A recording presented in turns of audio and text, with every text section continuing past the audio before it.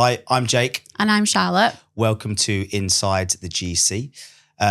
This podcast has been on the cards for a good few, 9 months in the making. And it's just about finding the right time. And the reason why I feel now is the right time is because we created this podcast basically to help give advice.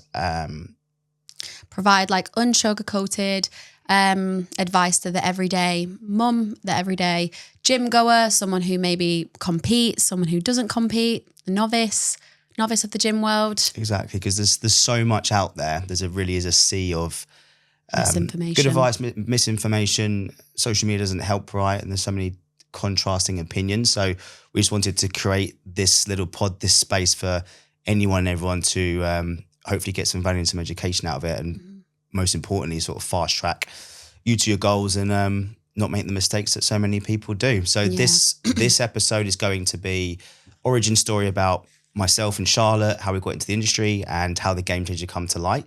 And hopefully you guys can take some good bits from it and implement it into your daily life. In the future, we're going to have some guests coming in. We're going to have some guest speakers, and there's going to be a topic that we're touching on every single time, so you know what you're searching for when you look us up on Spotify and YouTube. Yeah. So Charlotte, shall we go?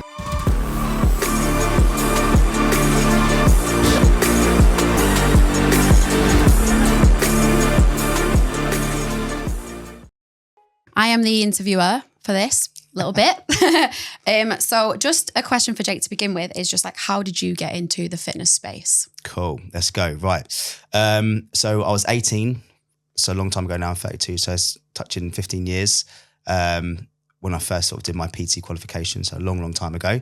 My original background was football. That's what I identified from was a footballer. Mm-hmm. And then I lived in Spain at the time, so trying to balance football or being a professional football player and living in a place that is a holiday destination and all your friends are PRs, DJs and everything else in between.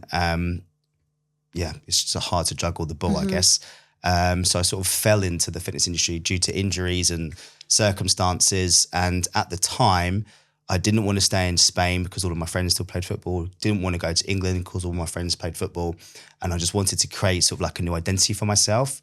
So I just Googled fitness jobs abroad and sort of wanted to go as far away as I could. And then that's when I found a job on a cruise ship and started PTing on cruises in America, which was pretty cool, pretty fun way for a young lad to go and travel and get paid for. So that's how it all started for me. Nice. And then 15 years later, we're in Milton Keynes and we are where we are. In the gym. I always say Jake has 9 lives because he's literally lived about nine lives. Like, I'm not joking. you wait till I die and you can read my stories of JW, not my memoirs. But yeah, how about you? So, I mean, mine started fairly young. I've always been into sport, like literally from the age of like 4, I would say. So I've always been in the kind of, I'm not even joking. I did gymnastics when I was younger. I then did all of like the school, like sports that you do. I got into running when I was like 12. And then literally the day after I turned 16, I joined a gym. Like, I'm pretty sure it was on my day. Like legally or? Because you had to be 16 to join a gym. Well, when I was like that age, you had to be 16. I think it's a lot younger now. I'm sure it's like 13 or something, but you could only be 16. So literally the day of my birthday, I joined a gym. I think because I've always been into health and fitness, it's just like kind of something that I've always like went into. I did sports science at uni and nutritional science for my master's. I mean, unfortunately for me, I like was in the diet culture era. So like I developed an eating disorder. So majority of my fitness journey so far was till up to about 21 was because I was like misinformed about food and health and training and all that sort of stuff. So I think that's so common. So 1,000%. Common with people your age, especially. Yeah. Because I'm only 25, soon to be 26 in December. I feel a bit sick about that. But so realistically, I've been within this fitness space I've been a coach for 4 years. I got my PT when I was doing my master's. So I did it alongside. But yeah, fitness for about 8-10 years. But obviously, as you say, like realistically, when you start training, you know you don't know everything. So like we were saying then, I fell into had an eating disorder, unfortunately, body dysmorphia. And I think it's going to be really great to have this podcast to speak more about that as well and like develop a bit more into that too. So yeah, I kind of went from the bad end of a fitness journey to now a really positive, good end of the fitness journey. Yeah, which is great, right? Because you've learned all the lessons along the way that you can then help people like yourself and show people how to get out of those situations. But I feel like even people your age to the, people, we've got clients in the gym, right, that are 40, 50, 60-year-olds. Yeah. And they come from a different era to us, but the same where it was size zeros. No carbs before marbs, all that kind of stuff. You open up OK magazine and you're looking at the latest juice fad or 500 calorie diets, 600 calorie diets, the Atkins, the Dukan, all those ones that came way before you was even able to remember them. And unfortunately, it's sort of still spread into your era it's still around today, right? Still around today. It's a lot better. I think it's a lot better. Like you see a lot more about, the inclusion of all of the macros and making sure that people are training to be strong and not skinny and all of that sort of stuff. But yeah, there is still very present in this day and age, which is very sad. But hopefully this will help, and a lot of other podcasts that, will help as well. So yeah. I guess one of the main reasons why we have decided now's the time for this podcast is because, in all honesty, we're sick of seeing all the bullshit. We've seen and heard every single problem that there ever is. Like we've had over 300 members come into the Game Changer. I've been doing this for 15 years, not part-time, full-time. So I've trained hundreds of people. So there's not really many problems I haven't seen. And it's still the repetitive same problems that people and mistakes that people are still making. Yeah. So it's come to a point where we're just sick of seeing the bullshit. It's draining. Yeah. Sick of, again, it's not the client's fault, it's not the member's fault, but it's when you flick open Instagram, what comes up on your algorithm and mine, and God knows what comes up on theirs. We're just sick of seeing all of the shit that comes up. And it's like, right, let's set the record straight and help people get to their goals faster, because people create their goal, but once they've set it, there's so many more distractions. There's, I want to lose weight. Cool. Well, this is how you lose your excess body fat. It's the science behind it. Is. And so people think it's the hardest thing. But then at the same time, they're logging onto Instagram and there's everything from a run club to a high rocks to everything so in between. Overwhelming. And it's like, what do you do? We'll revert back to original goals. So the main reason, I guess, is to really help people dial in on what they're doing wrong and how we can help provide that with all of our experience, right? Yeah. Because we have so many conversations with members all the time, real life conversations where that like there's someone out there that needs that answer. So like that's what we really hope that you get from this podcast, is that answer that you need, because obviously you might not be from Milton Keynes, so unfortunately can't come to the GC. But obviously for those that are local, or even like you're listening from another country, whatever, like hopefully this gives you that answer that you're actually wanting, because we're just everyday people that are really, really passionate about this space and helping others. And I think that's when you get into the right industry, because you actually want to help others to achieve their goals. That's the main point of doing this job. But on top of that, we're everyday people who suffer with the same... Who've suffered with people who've suffered. But on top of that, we're very good at what we do, and there's not much we haven't seen that we've helped people with. Yeah. And if people stop listening to all the noise and start listening to professionals, whether it's a personal trainer in your town or whoever you're employing to coach you, listen to that professional. But again, that's another topic for another day. Yeah, God, we could literally talk about that so much. Exactly that. But just give some more background on you, Charlotte, for people that don't know Charlotte's background. She's from an online space. So back in my day when I was PTing on the floor, online wasn't even a thing. Like Instagram wasn't even around when I was first PTing. It was literally Facebook, and you could post in groups to sort of promote what you were doing. Cool. And then there was a few PTs as you got into it that would sell PDFs to people around the world, and you sell someone a PDF before the likes of Canva and bits and pieces were made where you can make cool little things and apps. But Charlotte's background, which I'll let you go into. Yeah. So when I became a personal trainer, I did start at a commercial gym, but fortunately for me, I ended up actually going onto the online space because I worked with this brand, and I was online coaching with them for about just over a year. Love it. Like I still love the online community. It's, as all online coaches will say, like it is very isolating. It can be quite lonely. Like it's just yourself. So for me, I just wanted to kind of explore. driving Lamborghinis and living in Dubai. Yeah, it is. Yeah. It is. But fortunately for me, it was moving to Philippines from up north. Hey, it could be worse. Yeah, it could be worse. It could be worse. But obviously for myself, like I was quite lucky. A lot of people work so hard on the floor to get to them being online. Whereas like I fortunately fell straight into it, and I was, you know, it wasn't myself that I opened up my independent space. I was literally working for a brand who opened up an online platform.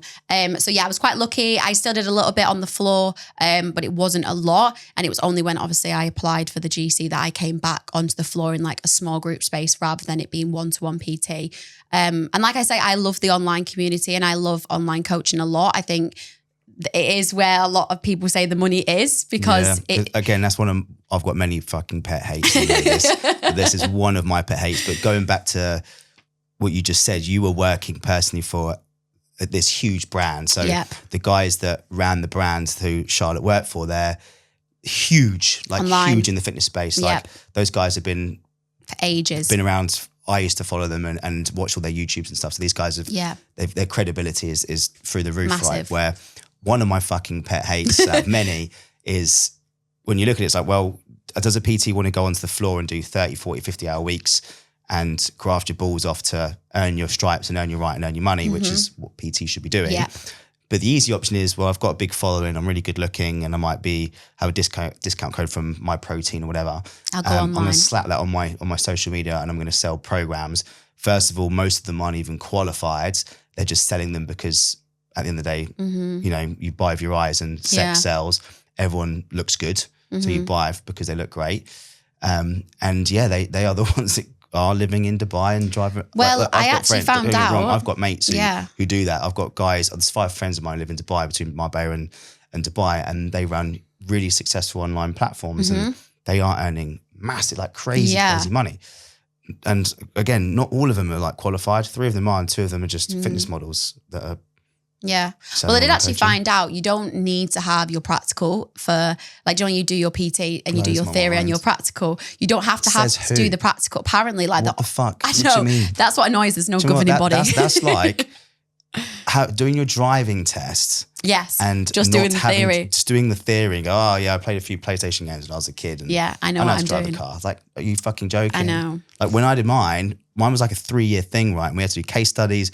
We had to like do hours. I had to go to like Virgin Active, get them to like tick off my hours. And I had to go and teach a TRX class and a Pilates class. And I had to do all these other bolt-ons. I had to teach God knows what else. I had to teach spinning. I had to do all of those qualifications. I had to get it ticked off so I could learn how to deal with people. And I had to have real case studies about nutrition and training people so you can business plans so you could deliver, show that you can deliver what you're trying to do. But now 6 weeks online without even seeing a person. Sometimes it's like mental 40-hour course. Stop it. I don't believe that. Crash course. No. I can't believe that. Well, I don't actually know, but I'm sure like you can get it pretty quickly. Madness. Yeah, you get it pretty quickly. And that's the problem. I love this industry, but I fucking hate this industry at the same time sometimes because of the misinformation and all of the fluff around it. Yeah, so. And a lot of people most of the time learn from what they see online, and a lot of what's online is misinformed, and that's why it's really difficult to as an everyday person who goes to the gym to actually know what is right from wrong, because you're just listening to an abundance of information and, like you say, fluff that you see on the internet, and you get dragged from pillar to post wondering like, what's this? Oh, it's this. Oh no, actually I should do this. No, I should do that. Like when a client comes to you and says, can you fix my diet, Charlotte? And you spend hours and then they see a carnivore diet on Instagram.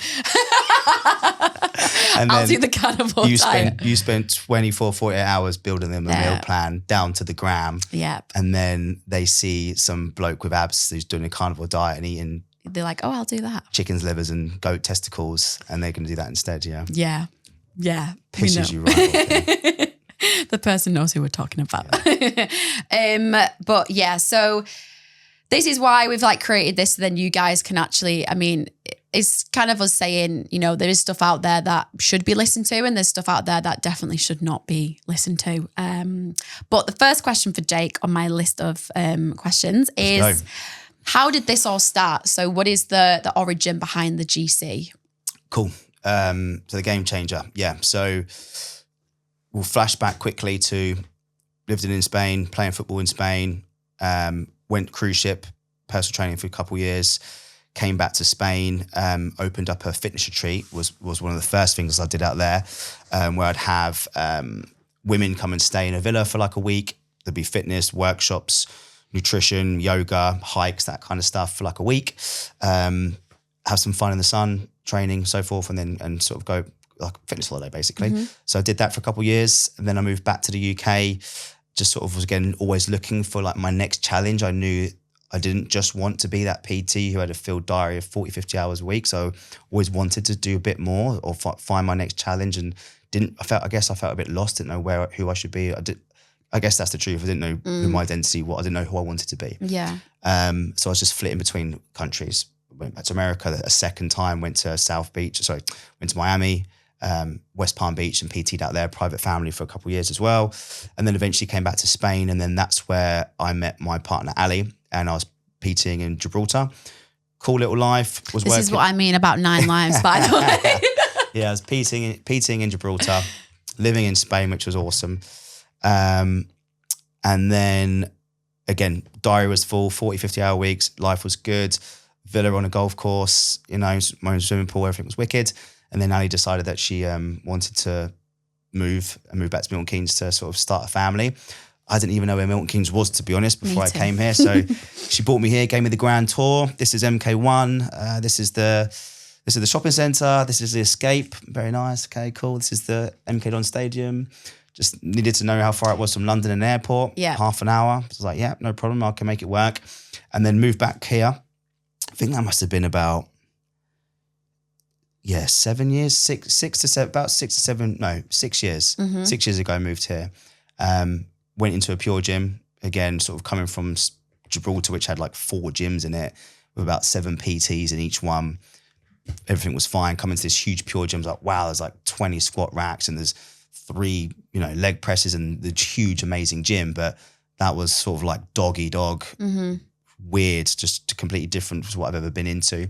Again, sort of going around, just walking the floor, doing all the things you had to do as a PT, which people don't do these days. Yeah. But again, because I had quite a lot of experience, so I could easily go and pick up clients. Went from there, eventually moved from the pure gym to DW that it was at the time, which was by the stadium in MK1.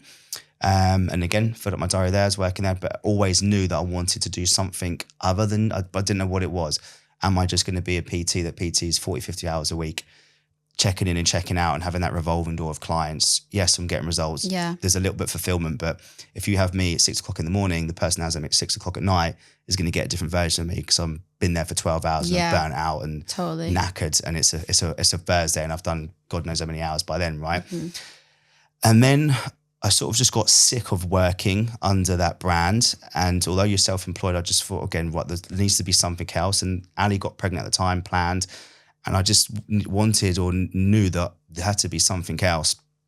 And I knew of this small group sort of model, didn't know how to set it up, didn't know how to run it. Went and met Ollie Marchon for the first time, who sort of sat me down and sort of showed me. I just said to him that I can't be exchanging my time for money anymore. And I've been following this guy for a long time, had an amazing brand at the time, let alone now. I just thought, well, that is cool. I think that's sort of the avenue I want to go down. I didn't want it to be about me. I didn't want to call it Jake's Gym. Didn't want to be Jake Wilkins. Didn't want to be that. And he just helped me sort of set it up. Left Fitness First and got my first ever gym, which is one of my clients' old converted barns. Best decision I ever made. I was obviously terrified to leave that commercial space because I was so used to seeing people all day long. If you needed a client, you could go and get one if you walked the floor and sort of did the work. Yeah. So being in an isolated, converted chicken shed, essentially it was, in the middle of nowhere, where just had my loyal clients coming in, it was a big jump. I'm so glad that Ali pushed me and my landlord, but she was my client at the time, was, Jake, go and do this, you need to get out. Because it just makes you, when you're comfortable, you get complacent. And when you're uncomfortable, that's when you grow. Because obviously it's like training, right? When there's resistance, that's when muscles grow. And that's how the game changer started. The first iteration was in there. Didn't want to be Jake Wilkins, the PT. Created this brand, the Game Changer. Took a while to come up with a name and the concept.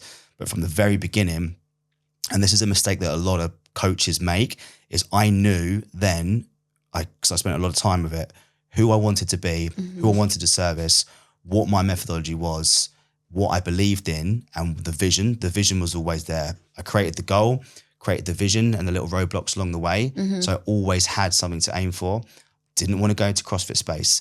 Didn't want to go into training bodybuilders. Didn't want to go into training super obese people. I knew the clientele that I wanted, the people that I enjoy training, the ones that get good transformations, that lights me up and makes me want to come to work every day. And I could see the end point. I could see what I wanted to create. And that was all written down on like most people do on a business plan on the back of a fag packet, as they call it, or a napkin at a restaurant. But that's how the first one ever started there. And then I think it was in for like a year and a half. And then that's when the dreaded COVID hit, which was an experience for everyone, right? But that was the origin of, in the most condensed version I can give you. Okay, cool. From me being a footballer to the Game Changer volume 1.0. 1.0. Nice. And so obviously when COVID did happen, how did that affect you? Like, how was that a challenge for you? Did you just, most people would probably give up then, hey? So what happened with you? Yeah, like I've been asked this question a few times on like other podcasts and stuff as well. I didn't know anything else other than, what am I going to do? Yeah. Where am I going to go? I don't know anything else other than, I know how to play football very well, but I'm too old for that. And that was a long gone dream. And I know how to train people and get exceptional results. And that's all I've ever known. So for me, it was like, this is the current situation. It's like any other fitness goal, any other goal. This roadblock has come up. What can I do to get around it? Yep. People do this all the time in our space. When we get like a client comes in and then suddenly they get a new job, you're just going to stop training because you've got a new job, or you're going to just stop training because you have a baby coming up. No, you're going to find your way around it, because there's always going to be chaos. It's just about finding that routine during chaos, right? Yeah. So it was that. And I just always had faith that it wasn't going to be forever. I didn't know. None of us knew, right? No, It was a scary time. We don't know if this thing was going to kill us, or God knows what else. But I just sort of pivoted. And I think that was one of the main points. And at the time I did have a mentor.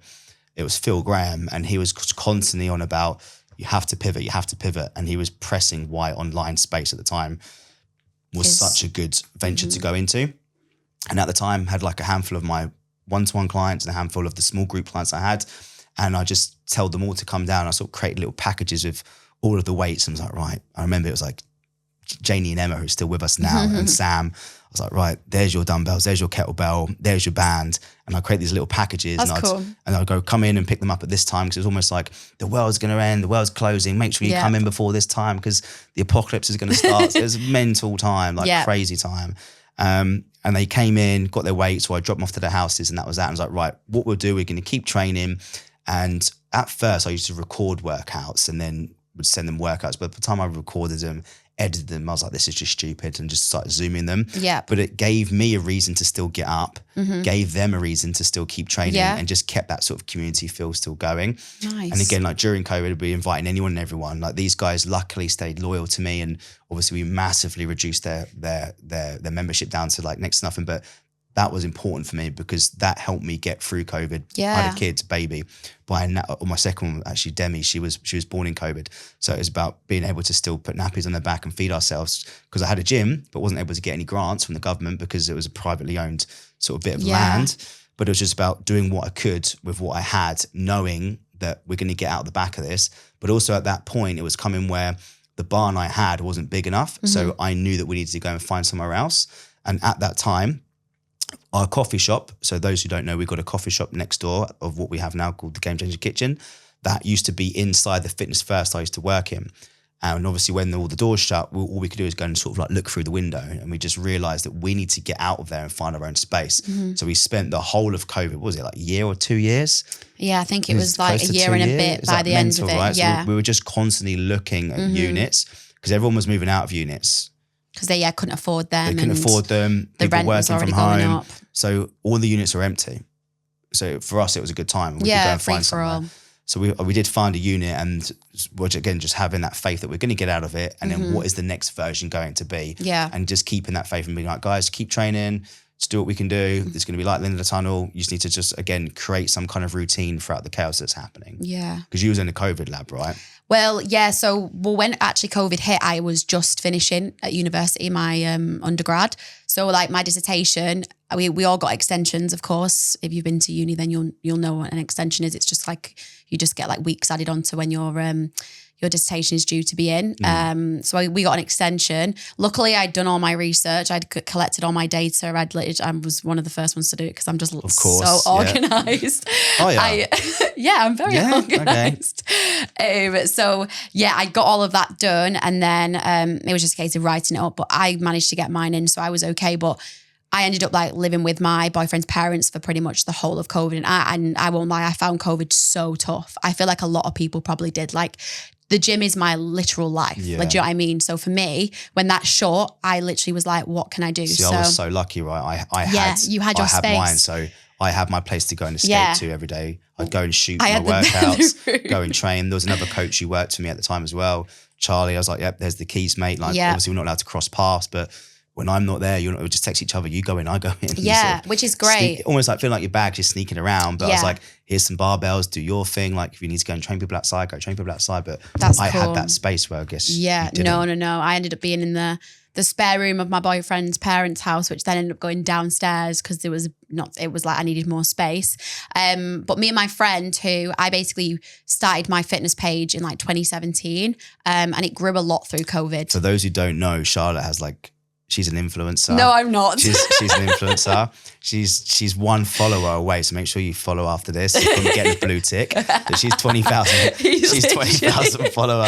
He's Instagram. literally lying. I'm not. Go check out her Instagram. She's got 20,000 followers, which is amazing, by the way. That's like incredible, and that's just simply down to you creating this page and being consistent with it, right? Yeah. Well, I mean, what did I have to do during COVID other than when my dissertation was done? Become an influencer. Exactly. When my dissertation was in May, I had until September starting my masters. So I had 4 months of like literally not working, furloughed from, I used to work at the cinema, so I was furloughed on the cinema. This was before I started the COVID lab.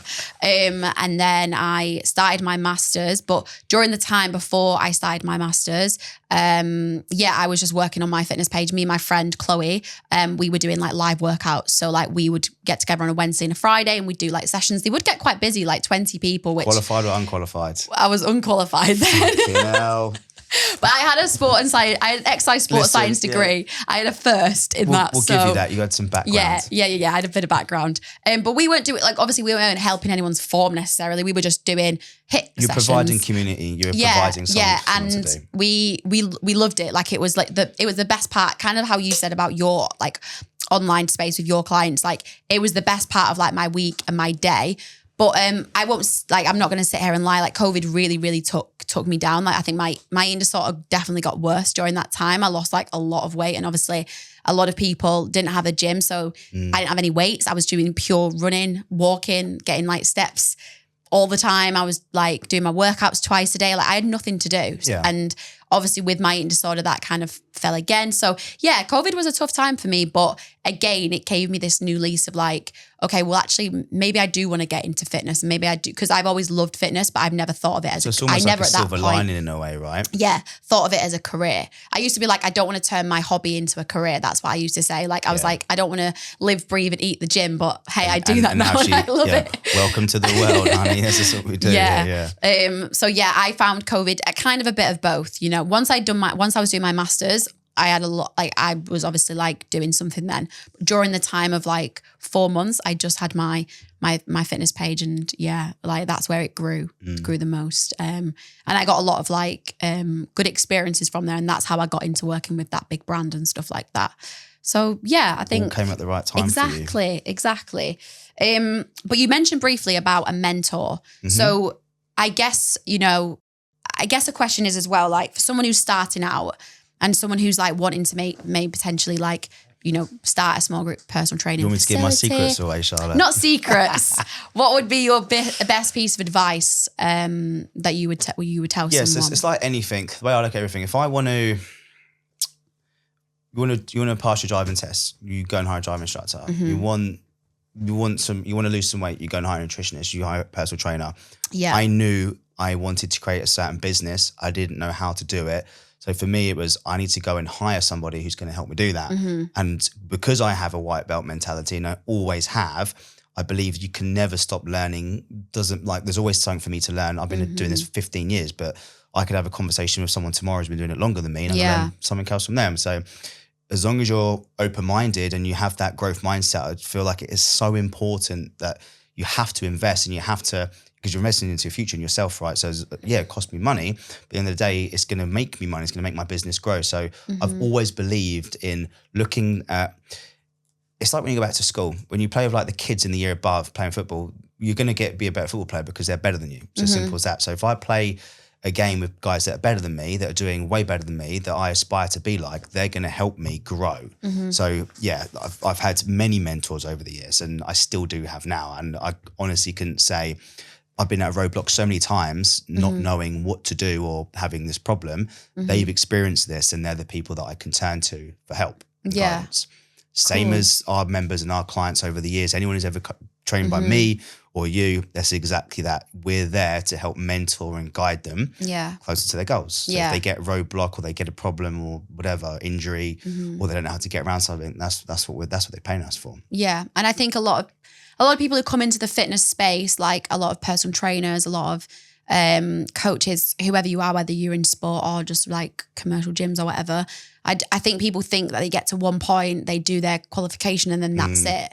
Like they don't grow from there. They don't learn from there. They think that's when they know the be all and end all. And that's where there is then, when, as we said at the start, it's just so much misinformation because people don't actually read. Like there's new stuff coming out. Like I come from a science background. Like I did 2 science degrees, like my undergrad and my master's. So for me, everything's like, okay, well, what research is in that? And has there been enough research in that? Like just because there's one paper doesn't mean that it's going to create a significant difference. Like I think the way that I think about things is like, when it comes to stuff like science-based, and I'm like, okay, what is the research in that? Where there's always and there's always room to grow and learn to, things to learn, because every day, like the people say, it's a learning curve. So it's never changing world as well, right? Yeah. There's something else that's changing constantly. Oh, loads. Yeah, loads. I feel like there's something new online every day. Yeah. They must be. Do you know what I mean? But it always does go back to the science. Like, yeah, it is. The science of the science of foods. Like we all know calorie deficit is the only way for you to lose weight. That's cool. Yeah, good. But how can I get someone who's got an eating disorder to get in a calorie deficit? How can I get someone who is a entrepreneur, who's got 3 kids, who's working 12 hours and sleeps 4 hours? How can I get that person to be in a calorie deficit, not drink alcohol, not abuse substances on the weekends? It's easy saying, oh, well, this is the goal. This is the, we need to just calorie deficit thing. Like, yeah, cool, great. Got to be individualized, that person. And the only way you can do that is by being a good enough coach to be like, right, well, let me see who's in front of me. What does your life look like? What does your lifestyle look like? What does your sleep look like? What does your job look like? How many kids have you got? What's your situation? Are you married? Are they supportive? And then that's how a coach would then go, how can I make this person be in a calorie deficit? Yeah. How can I make this person have results with only training 2 or 3 times a week? Yeah. So would you say when you were on your journey to becoming a personal trainer and a coach, these little traits of a coach, so like you say, the emotional intelligence, the kind of personal touch, would you say you developed them as you went on as a coach, or would you say you pretty much had them before you went into coaching? That's such a good question. Yeah. So I feel like I've always been lucky because everywhere I've gone, there's always been someone older and wiser than me. So the first cruise ship I ever got onto, there was this Kiwi bloke called Dennis. At the time, he was like 50-year-old Love that, chap. Dennis. Dennis was a boy, mate. Like Dennis used to like mop up with the ladies. Like he was a savage, old, like grey hair. I know I've got grey hair, but this guy was like 50-year-old, grey, knee brace, refused to do any of the classes. He would just be there simply just to give the workshops and sort of like do the stuff there. But again, I always had that older brother figure, I guess, who'd be like, and I'm the kind of person where I like things unsugar-coated. I don't need the fluff. I want you to tell me straight. Direct. You're doing this wrong. You're doing that wrong. You're doing this shit. So I can then digest it myself and realize, okay, well, I'll accept it. I might not always agree with it, but I can accept it. But my ego can be deflated enough where I can zoom out and be like, yeah, that person's right. I can hold my hands up and I can get better. So I've always had that kind of person. Like I said, cruise ship at the beginning, any gym I've ever gone to, the owner of the gym, or there's always been someone who's been in fitness around a lot longer than me who I can learn off. And I thrive around people that are like that. So is it my mindset? Probably, yeah, I think it is. But again, like when I first went onto the cruise ship, I was a 21-year-old English guy on an American cruise line with everything is like fucking Disneyland. Everything is mental and it's all cheesy and I'm this English guy who speaks way too fast. And at the time, I think I had like a really Essexy sort of accent. So I lived in Essex at the time. And I remember the first cruise, I got like hammered. No one would come to my classes. People walking out of my classes. I got no tips, like nothing. And then this guy was like, Dennis, good old Dennis was like, you need to slow the fuck down when you're talking. You need to become more Disney-like, and literally just gave it to me. And I'm That's like this 21-year-old. He was a Kiwi from New Zealand. And I sort of went away with my tail between my legs. I probably had a little cry over the side of the ship. And I was like, fuck, I need to sort this out. Otherwise I ain't getting paid next cruise. Like, I don't, to my detriment and to my benefit, I've always cared way too much what people think about me. So the social element, it's almost a bad thing. But in a business side of things, I've always wanted to be the best. If I'm going to go and cover someone's class, I will be the best so that I'm talked about. If I go somewhere and I do something, I want to be the best. I want everyone to have the best experience with me. So I'll go above and beyond to make sure that I'm not giving you 10 out of 10. I'm giving you 11 out of 10. You can't beat me because I'll be better than anyone. So I've always had that mindset. So, and I feel like having that want to care so much about people's opinions of me as a professional, that's sort of like carried me through. And then as I've gone along, then like I've had to learn how to be the cheesy person and put on the mask, as I call it all the time, even with you guys, and I'm coaching, mentoring you lot. It's like put on that coach's mask to the members and put on my coach's face. At the same time, that's not me all the time. No. But I know how to read people because I've been in so many situations with clients in the most awful circumstances, clients that have got cancer, clients that have got holes in their hearts, clients who've had kids die, clients, the worst situations. So I can't just be like a 25-year-old kid there going, oh, you need to have 8 hours sleep. Yeah. Get in your, make sure you hit your macros and make sure you're doing your sessions, get your 10,000 steps in. It's just not going to work. Because that's shit. Yeah. And you're a fucking idiot if you're just delivering that to someone. The basics. Because you're not looking at that individual person. So because I have worked with so many people, it's allowed me to almost be a chameleon with them and go, how do I need to be around this person? And I've just got very good over the years of character profiling people. So I know now how I can push your buttons in the best way and not the best way. I know if you're in a good mood or a bad mood. Yeah. I know how to motivate you. I know how to get the best out of you. This is funny.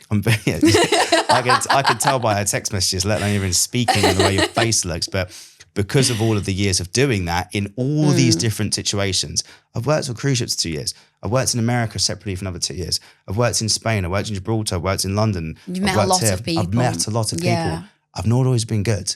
I've failed many times. But as that old saying goes, I think it's Denzel Washington, like fail forward. I've always fail, zoom out, learn from it. How can we be better?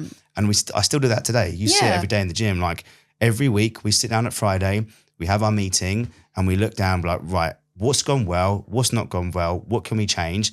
How can we fail forwards and make it better? So I've always had that mindset of wanting to be the best, being accepting to learning, not being afraid to fail and wanting to just constantly improve myself. Like, and again, it's been books for me. I've always been into books. I haven't always, that's a lie.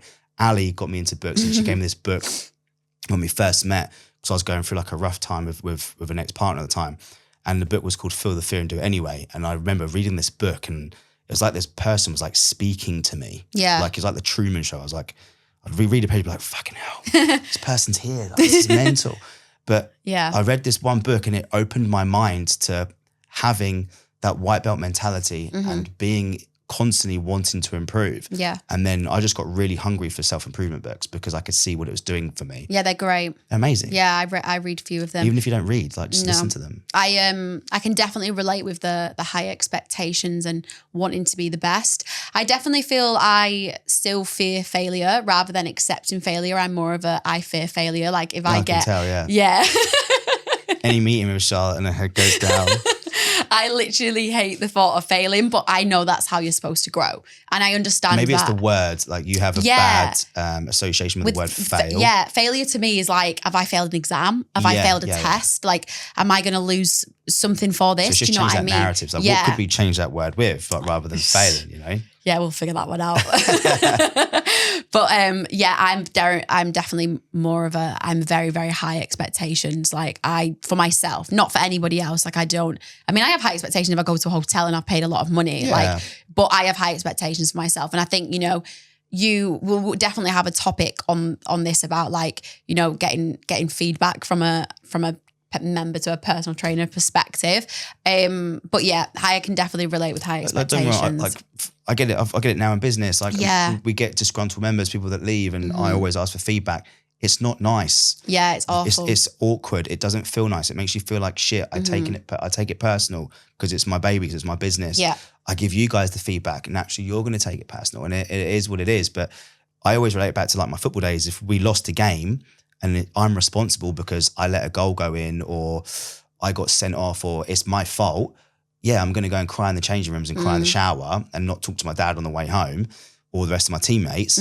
But I'll go back and be like, right, how can I fix that? How can I be better next week? How can I prove myself? Yeah. So it's having that mindset to be acceptant to that. Yeah, it's just the acceptance part. And it goes back to fitness goals as well. Even as clients, members, people that we're speaking to here. Yeah. It's okay to like have a bad week and fail. Like, oh yeah, bad month. Bad month, a bad week. Doesn't affect. It's fine. Yeah. Just pick yourself back up. Move on. Learn from it is the most important thing. Look back and Think be like, what you're doing wrong. What has gone wrong here? Well, when I put my kids to bed, I stayed up a little bit too long because I wanted that free time in the evening, that decompression time, and had a glass of wine, which is fine. Absolutely fair but not enough. every single night. And then you've got a shit night's sleep, and then you've missed a training session, or you've had a shit training session, which is rolled into bad food.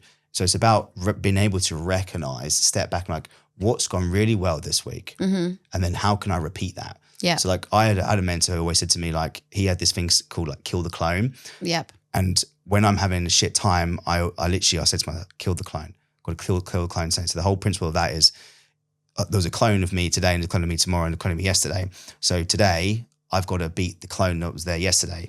How I am with my partner, how I am as a father, how I am to you guys, my coaches, how I am to my clients, beat how I am in my own training, how I am with business, beat the guy yesterday, that 1% killed the clone. Yeah. And I feel like that can apply to everyone, especially if you're on a fitness journey. Yeah. Kill your clone from yesterday.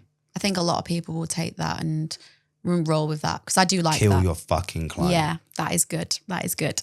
Okay, so just a quick question about what you think the best and most rewarding part of, I guess, either being a coach or a gym owner would be.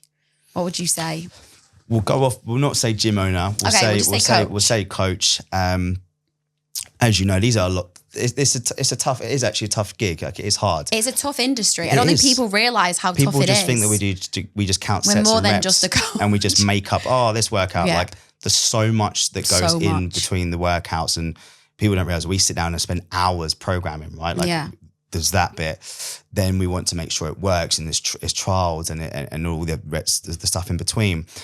But when we are tired and we've had like potentially like a bad week or whatever's happening around us, when you get like that random message from a member saying, or should they show you the before and after, or they send you this lovely message about how it's making them feel. Or I always remember this one time I had this client who was like so anxious, medicated for antidepressant stuff, and was almost like being bullied at work by their boss. This is a guy, by the way, who was like in his 40s. Still have him, so he might even hear this and know who I'm talking about.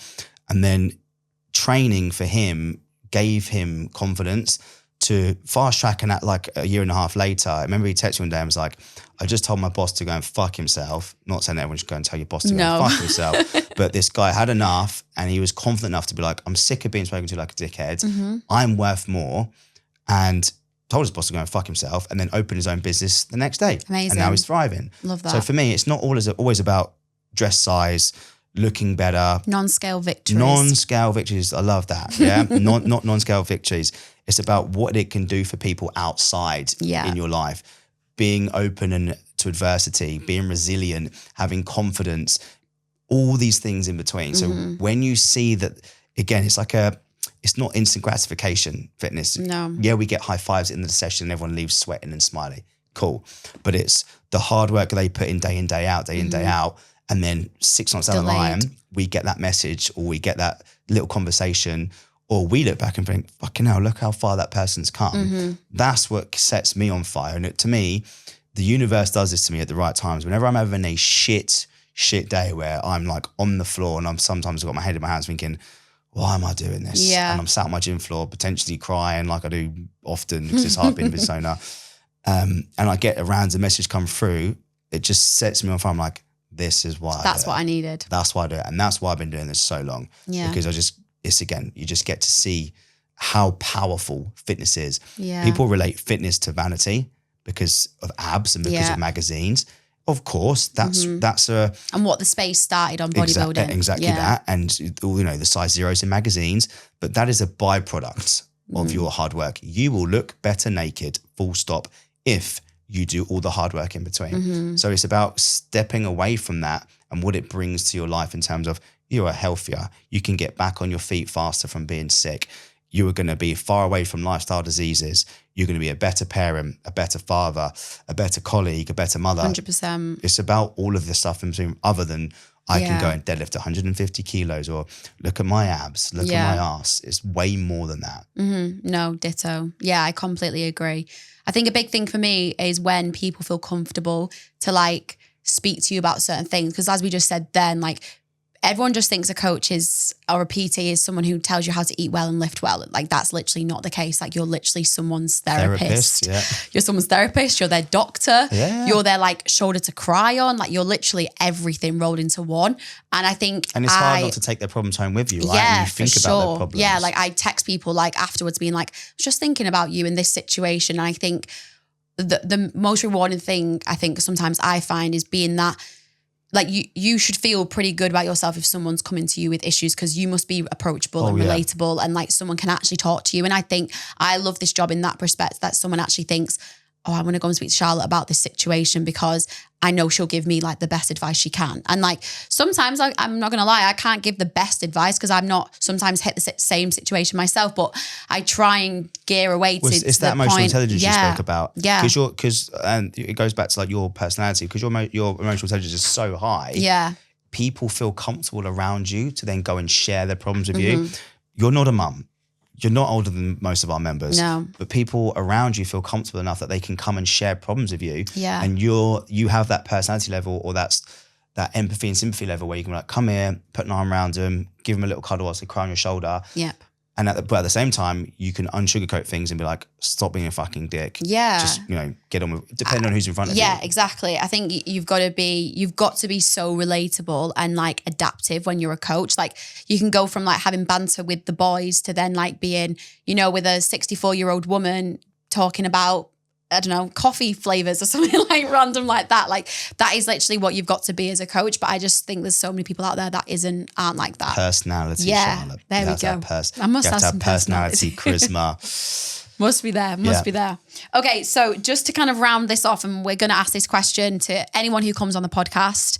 We're going to try and finalize the question with, if you could change one thing in the fitness space, what would it be? The one thing I would change. We chatted about this before we actually came on here. I don't know. I joked off camera saying I would make it illegal to have social media fitness accounts I think you should be like a registered physician, as you would be with being a chiropractor, a physio or a doctor, because of the misinformation. Yeah. Because people go round and round in circles not knowing what they should be doing because of all of the fluff and the noise. So you could go back and just say, let's just cancel social media. And I wish Instagram was never made, but it is so good because it allows people to connect and it allows people to share and it allows people to, it's an online magazine, but I guess not allowing influence. I see it all the time. You'll see like a pretty girl pop up who's got a waist like that and an ass like that. And she looks fantastic and she's sponsored by Gymshark. We're not going to get sponsored by Gymshark now ever, probably. But they're selling fitness programs, or they're juicing, or they're doing this, they're doing that. And then someone like one of our members or one of our clients or anyone's clients has been working very hard for such a long time, suddenly sees this and then gets sort of like, oh, should I be doing that? Should I be doing this? Am I failing because I'm not waking up and meditating and cold plunging and fucking going to a run club and doing this and doing that? And I've not signed up for a High Rocks and I've not signed up for this. And should I be doing all this as well? Should I be doing sprint training? We get it all the fucking time in the gym, right? So it would be to like monitor Instagram a lot more, social media, because it's so misleading. Yeah. So misleading. They did that with like TikTok. They really cut down things that were said on TikTok, like certain words, like censored of certain words, like the TikTok wouldn't go ahead. So like, I think when they say the word like weight loss, or I think it was when like COVID was a wrong word to say, like use it. Or you get that pop up, don't you, sometimes? Yeah. Should you watch this video because it's got like bad language? Warning might not be true. Yeah, it might not be what you want to see. That's quite cool. So something to Instagram could come for that. I guess the other thing, like this is on a different note for me, is I feel like children should be educated a lot sooner in school. Yeah. So just think back to like what we did in school. Like my kid does like PE twice a week, at the moment, just runs around, chucks some bean bags around. Yes, she's just trying to blow up some energy, and he's 5. But I feel like in school, you should be educated on food. Yeah. It should be like, it should be one of the main things that you're educated. It should be in your science lesson. You should understand how to eat. Yeah. Because again, we're misinformed by Instagram. We're misinformed by adverts. You're misinformed when you walk down the supermarket aisle and you're seeing Weetabix, protein Weetabix. You think there's no fucking protein in that Weetabix. No. Just because you've got some crushed nuts in there, you think that's going to be a wheat. No. Do you know what I mean? So it's about, I feel like if we could educate earlier, even the gyms, like if you look in the US or you look at the colleges in the US, they've got the most beautiful, aesthetically pleasing weight rooms you've ever seen in your life, with like rows of 10 squat racks, and all the sports teams go and train in there. I feel like that should be part of your PE lesson. Yeah. Yeah, it's cool Actual to go and it's cool to go and do football and cricket and rugby and whatever the season is, track and field. Yeah, cool. But there should be an element of teaching people how to train. Strength training. Strength training, because it's so important, because one of our taglines is we want people to train and lift and weight train especially, or like, you should be able to deadlift, because I want you to be able to wipe your ass when you're 90 and live independently. Simple as that. Yeah. But if people are only getting into it when they're in their 20s and their 30s or even their 40s, we've got members in ours that have never been in a weight room and they're 40 years old. Imagine if they trained 20 years ago, how they'd be right now. I mean, most of them say, I wish I started this 20 years ago. At the same time, we've got members in our gym who've been doing it for 20 years and they look incredible. Yeah. So where they like that saying is, where success, there's clues where success is. So I feel like if they could educate sooner, weight train children in schools and educate around food, you'd have a lot less problems with eating disorders, people going around in circles and not seeing results. But just that misinformation would be gone. It should be part, like you wake up and you brush your teeth. That's what fitness, should be on the curriculum. Everyone should be doing fitness. Yeah. You see it when you walk around the supermarket and you look around people's trolleys and you're sort of like, I judge people in the non-judgiest way ever, but I'm getting judged because of what's in my trolley. Yeah, for sure. Because my trolley is all healthy and green, and don't get me wrong, I eat cookies. We're in a bakery. My other job's product tester. Don't get me wrong, I eat enough sugar and butter to sing the Titanic, but we shouldn't be getting judged because we're healthy. Yeah. Like if me and you walked around with our tops not off, but if I walked around through the supermarket with a vest on and you had your crop top on, people would be looking at us, and yeah, for sure, you wouldn't feel comfortable. Where really, that's normal. Yeah, we're normal. That's what you should look like as a human. You shouldn't look on the other end of the spectrum. So it would be about, if we educate people sooner, then that's going to help them in their adulthood life to obviously go on and make better choices. Well, not just that, it's going to then reflect when they have children, and then they have children. 100%, it's a generational thing. Your kids look at you and they watch what you do. Yeah, no, I agree. I think I would say mine is definitely get rid of diet culture as a whole. Obviously from my own background, just from when I did my master's. I mean, I went into my master's because I wanted to educate myself on food.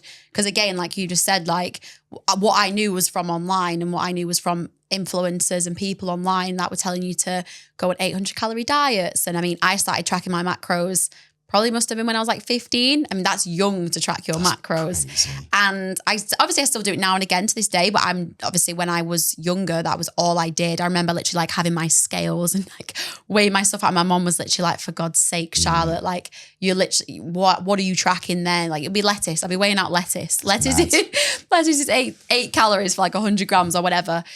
So yeah, I would wipe diet culture out completely.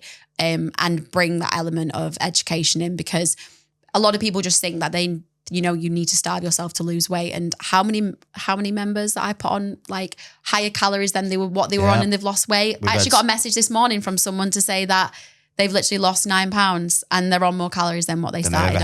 Ever have been. Like, don't get me wrong, we don't want 15-year-olds weighing out. No, absolutely not. But understanding where to find proteins, carbs and fats and how important they are for you. Yeah. Especially females, you think, right, they're going through menstrual cycles. Yep. And menopause and all that kind of stuff. So they're wondering why their hormones are not regulating, and why they're not breaking feeling out, great. not feeling great. Well, it goes down. We look at their diet, look at a child's diet. You look at kids these days, they're grabbing a Monster on the way to work and on the way to school, and they're drinking fucking Monsters and Red Bulls first thing in the morning, and just living off sugar and God knows what else. But yeah, I totally agree. Yeah, I think the education point is a really great one. Yeah. That definitely needs to be on the curriculum at school. Yeah, 100%. Well, yeah, again, guys, questions. the aim here is every episode we're going to have a different topic that we're going to run over. We're going to have some guests on. But yeah, first one done and dusted in the bag, my friend. There we go. Long time coming. Like I said, we've been speaking about this for a long time. So Charlotte, just so people know, where can they find you? So mostly on Instagram, it's _ Charlotte Fitness, and the O is a 0. That's my handle. Very fancy. Thank you. Yeah, so for us, it's at The Game Changer Training or at Jake Wilkins. So guys, give us a follow, and like all the other podcasters say, like, subscribe, and all that in between, so that we know that you're enjoying the content, so we can keep making it. And yeah, I think we're going to chuck in a few Q&As like on our socials, so we can give us some sort of idea of what topics we want us to discuss. That'd be cool. That would be good. But yeah, guys, again, thank you very much. And we'll see you back at the next one. Yeah. Thanks, guys. Yeah, cheers, team. See ya.